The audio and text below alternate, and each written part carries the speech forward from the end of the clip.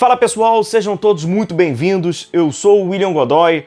Vamos falar, esse vídeo já queria trazer para vocês há um bom tempo, né? E agora temos mais do que assunto para podermos trazê-lo, né? Agora o Gabigol é o novo camisa 10 do Flamengo. Quem viu, né, o último jogo do Flamengo, a despedida do Flamengo e a despedida, né, dos Diegos no Maracanã, viu aquela cena, né, do Diego passando a camisa 10 dele, que ele estava vestido por baixo da sua própria camisa que ele jogou, passando para o Gabigol. Foi um ato ali simbólico do Gabigol recebendo essa camisa número 10, e a partir da temporada 2023 ele será o camisa 10. Então assim, eu gostaria muito de falar sobre essa camisa, sobre esse número e sobre essa representatividade dessa camisa, e hoje o que eu acho quando o Gabigol recebe essa camisa, beleza? Pedir só pro amigo deixar o seu like, que é importante, né? E de se inscrever. Quem ainda não tá inscrito, aperta aí em inscrever-se. Conto com essa força de vocês. Aqui a gente vai falando das notícias, das informações, das análises e opinião sobre o nosso Flamengo, beleza?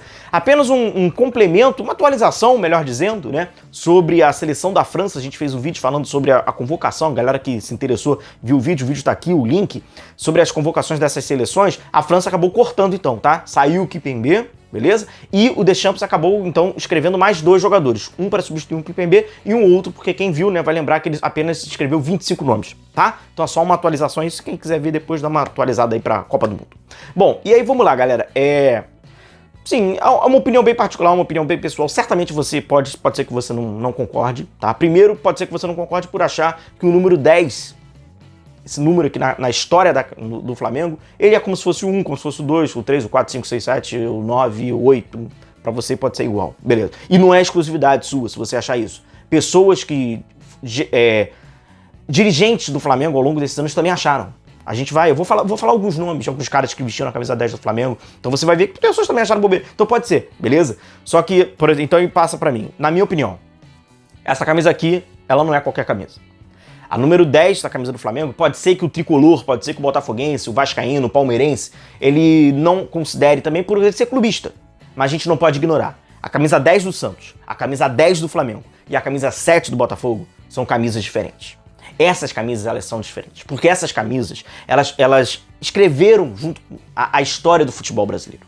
A gente está falando de um camisa 10, que foi o Zico, que ele foi o camisa 10 da equipe mais popular do país, da equipe que é um fenômeno social. Ontem a gente viu o que é o Flamengo. O Flamengo, ele é um fenômeno social.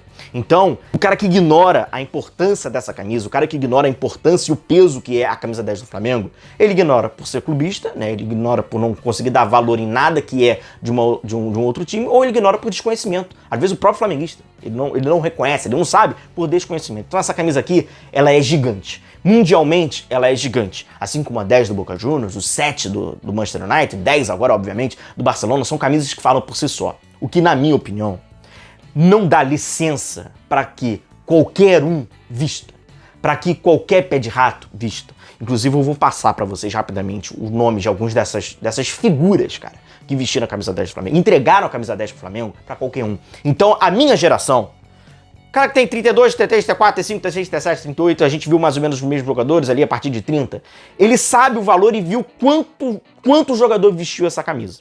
Dito isso, passando para agora, antes de a gente falar alguns desses caras, tecnicamente falando, e pela forma de se jogar, a camisa 10 do Flamengo hoje, ela vestiria perfeitamente no Arrascaeta. Porque ele é um camisa 10. Ele joga como um camisa 10. Então, quando a gente traz numericamente nome e estilo de jogo, é óbvio que é o Arrascaeta, porque ele é o camisa 10. Ele é o camisa 10 que está vestido ali em 14. Colocaram um mais 4 ali, mas ele é um camisa 10. Tanto que ele é o camisa 10, inclusive, na seleção uruguaia. Ele joga, ele é o meio ofensivo, ele é o jogador que pisa na área, ele é o criativo, ele é o cérebro, ele é o que levanta a cabeça, ele é o que tem as jogadas. Ele é o camisa 10 na nossa fantasia, né? Mas tem ali a questão dele que não vai para ele, vai pro Gabigol. E aí, pois bem, o que eu acho da camisa 10 ir pro Gabigol? Antes de nós falarmos, o primeiro camisa 10, que assim, pós-Zico, né, acabou sendo bobô, mas assim, que a torcida do Flamengo teve orgulho, que a gente tinha orgulho. Isso aqui eu era jovem, criança, eu queria ter essa aqui. E eu queria ter essa 10 aqui. Era de quem? Era do Sávio. Então o Sávio, ele foi o primeiro 10, assim, de uma geração, dessa geração parecida aqui comigo, pós-Zico, que queria. Então assim, a gente queria o Sávio. Então, camisa 10. A minha primeira camisa, que queria 10, queria essa camisa. E aí foi passando, ao longo dos anos, já foi começando a ser vestida por um ou outro, tal. E aí depois praticamente, né, na virada ali do milênio, vem o Adriano. Essa camisa tem um peso pro torcedor do Flamengo, tem uma identificação pro torcedor do Flamengo. Apesar do Adriano ser um 9, apesar do Adriano ter vestido até outros números, mas a 10 com o Adriano, quando ele volta, é a camisa do Imperador. Inclusive ele vestiu a 10 lá na Inter de Milão. Ela tem um valor simbólico muito forte. E aí vem o Petkovic, né, alguns anos antes até do Adriano, no tricampeonato, 10, e até ele pega, mais uma vez, a 10 jogando com o Adriano por poucos jogos. A passagem do Adriano foi muito curta, né? Infelizmente. E alguns anos, até que vem o Ronaldinho. Beleza, o Ronaldinho. Até pelo valor que ele é, a gente tá falando dos maiores jogadores da história. Então, justíssimo. Camisa 10 do Ronaldinho. E fica um hiato gigante, né, do número 10. Sendo banalizado, sendo vestido por qualquer um. E chega no final, o Diego, que chega com a 35, e aí ele vai e migra para a camisa 10, que dá para se lamentar que foi sentado no banco. Muitas das vezes, né? Sentado no banco. Num momento do Flamengo histórico, nessa nova era. Esta nova era, que possivelmente ela vai ser chamada daqui a alguns anos de Era Gabigol.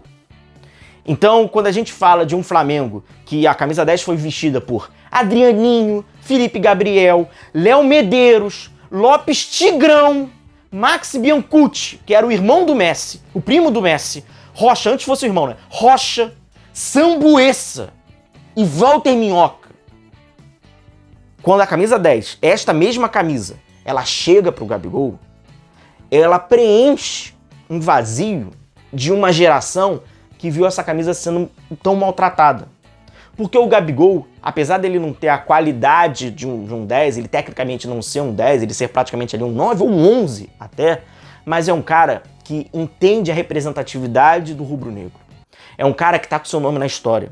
É um cara que tem o seu nome, daqui a alguns anos, batizado numa era. A gente vai falar a era do Gabigol. Ele é o maior jogador dessa geração. Não necessariamente você pode achar o melhor. Eu não tô usando adjetivos de qualidade. Eu tô de tamanho. E ele é o maior. E é inegável que ele é o maior. Ele é o autor agora, atualizando, de um gol, mais um gol, né, em decisão de Copa Libertadores. Nem precisaria desse gol para ele já ser o que ele é. É um cara que fez gols pra caramba no Campeonato Brasileiro do Flamengo, participou diretamente do segundo Campeonato do Flamengo, do do Campeonato Brasileiro. Nas últimas rodadas era ele. É o Gabigol que tem números, mas mais do que números. O Gabigol, ele personifica o que é o Flamengo. Então, é até poeticamente bonito a entrega da 10 pro Gabigol, porque quer dizer que, apesar de todos os prêmios individuais, apesar de todos os prêmios coletivos, ele conseguiu, por mérito, a camisa 10. Então é a maior premiação. Mais do que levantar as taças, mais do que... E é isso, cara. Essa é a camisa 10 do Flamengo. Então não é pra ir pra qualquer um. Vai pra um cara que entende. Vai pra um cara que tem a empatia do torcedor da arquibancada. Vai pra um cara que reconhece o torcedor da arquibancada. Vai pra um cara que eu falei desde de 2019, que ele vê o torcedor da arquibancada. Artistas, atores, né, atrizes em teatro, eles falam que eles não conseguem enxergar os rostos da plateia, né? Eles veem um coletivo. Não consegue, não tem como eles enxergarem. E o jogador de futebol também. Esse Gabigol prova que é o contrário. Parece que ele consegue fazer um contato visual, ele faz contato visual com o torcedor da arquibancada. A gente tem vários relatos assim, a gente observa quando a gente está no estádio. Então é um jogador que, apesar de não ter sido criado no Flamengo, por um erro da cegonha, que jogou ele lá no Santos, porque ele é a personificação do rubro-negro hoje, ele tem essa identificação. E aí o Gabigol, além dos gols dele, que eu acho que vão ficar marcados, e a galera vai trocar o canal, vai botar no YouTube, vai ver os gols. Eu acho que tem dois momentos que mostram um pouco dessa relação dele. Quando ele fala que acabou o amor, né? Quando ele fala que vai virar um inferno e a torcida do Flamengo traduz uma música que era de crise. Acabou o amor, isso aqui vai virar um inferno, vergonha, vergonha, time sem vergonha. E ele consegue mudar uma cultura de arquibancada. E cultura de arquibancada é essa que já é centenária, você não muda de uma hora para outra. E ele conseguiu, através dessa simbiose, torcida na arquibancada e ele em campo. É uma relação que eu nunca vi, nem com jogadores que começaram no Flamengo. Arquibancada e Gabigol é uma atmosfera absolutamente diferente quando você tem a experiência de estar no Maracanã. Essa relação ela é diferente. Então, quando ele faz ele solta essa ingênua frase que eu acredito que ele tenha feito de uma forma muito... Foi pensada, foi, né, uma consequência ali para querer dar uma explicação pro microfone.